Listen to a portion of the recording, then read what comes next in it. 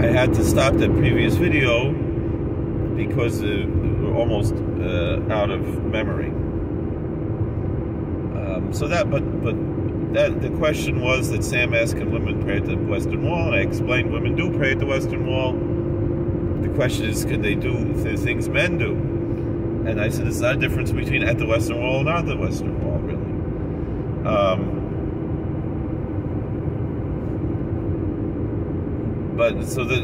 But I said we have to go through these three questions. The talis we addressed in the other video.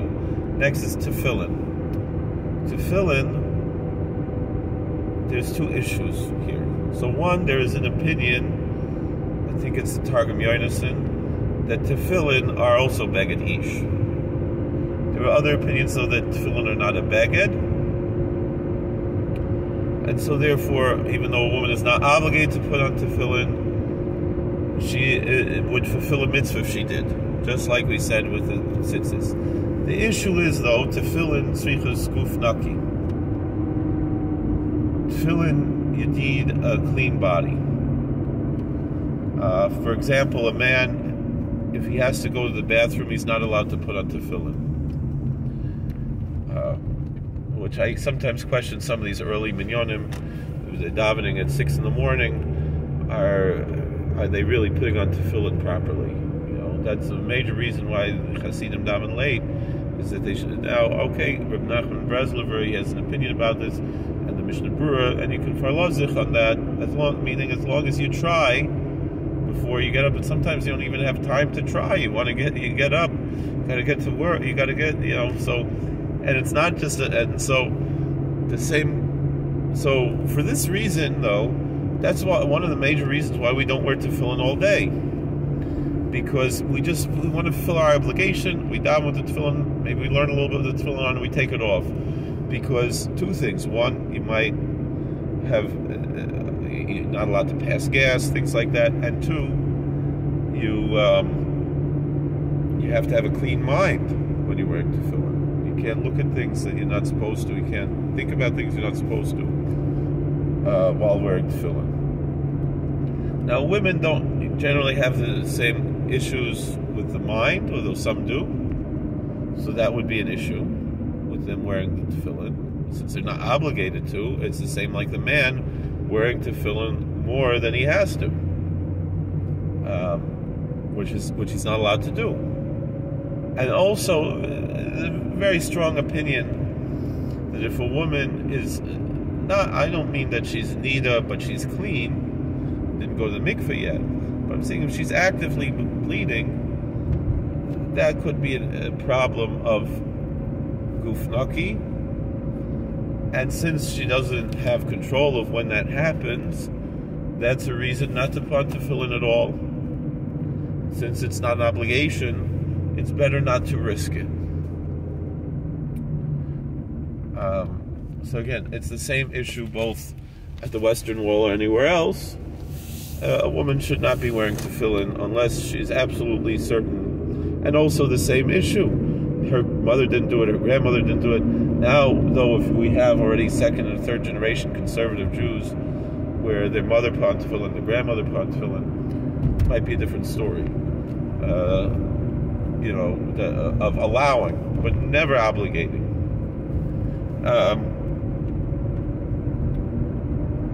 Because then she's not insulting her mother, doing this, not insulting her grandmother. But still, the other issues are something to take into consideration. The Torah reading is probably the easiest one, but the thing is, can you rely on this idea that Rav Goren said, or someone who's a little bit more miskabel would be Rav Lazer Silver held that you have 10 women, they could read the Torah. Generally, it's understood that you need 10 men to read the Torah, with the meaning to say the brachas. You just want to read out of a Torah scroll, nothing wrong with that. But to actually say brachas before and after, all right. So maybe you didn't say Birkas Torah in the morning, so you can fulfill. So the woman says Birkas Torah in the morning. So then the question is to say Baruch Hu before the Birkas Torah. whatever it is. And the Gemara says, whereas the Gemara doesn't really talk about women wearing this, it talks about whether or not women are obligated to wear tzitzis or tefillin and this and that. But the details are not really spoken that much in the Gemara, a little bit.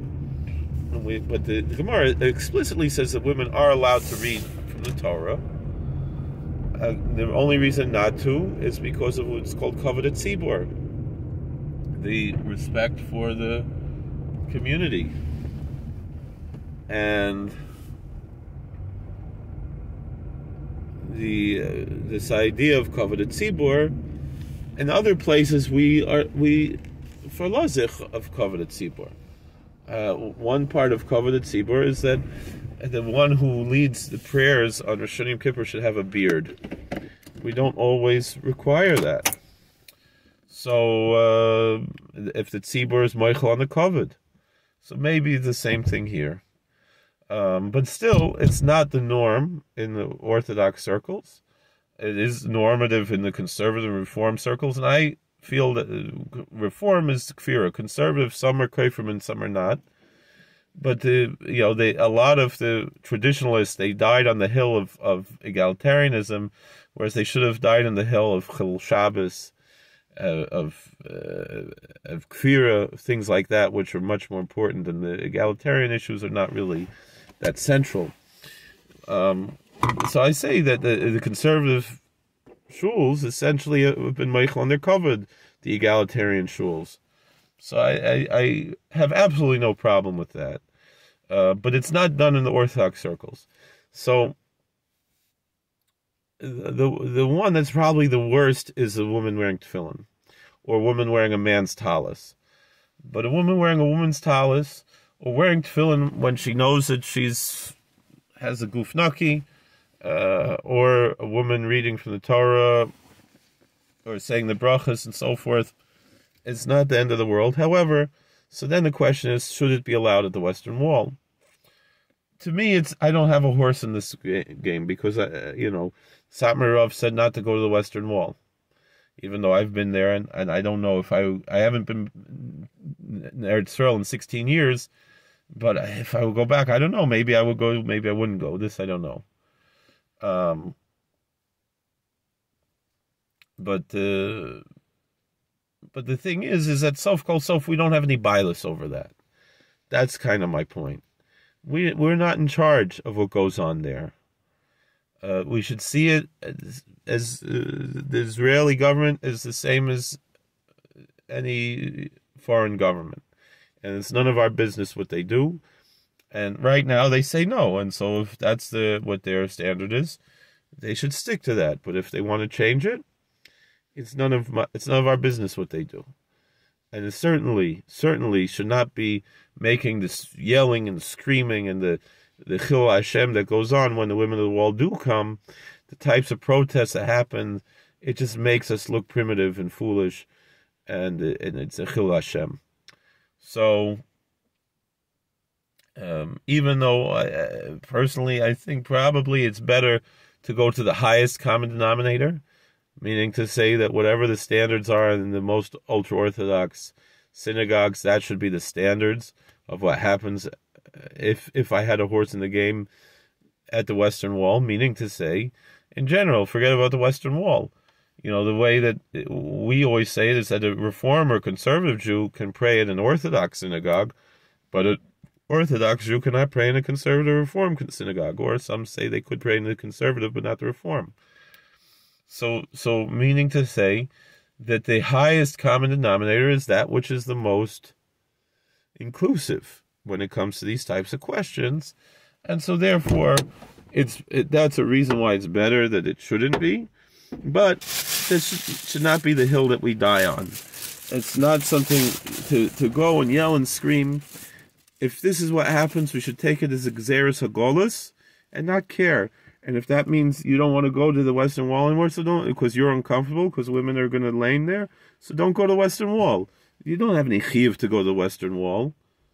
You don't have any obligation to go there. You want to go there, so you go. but who cares? And it's not only Satmar.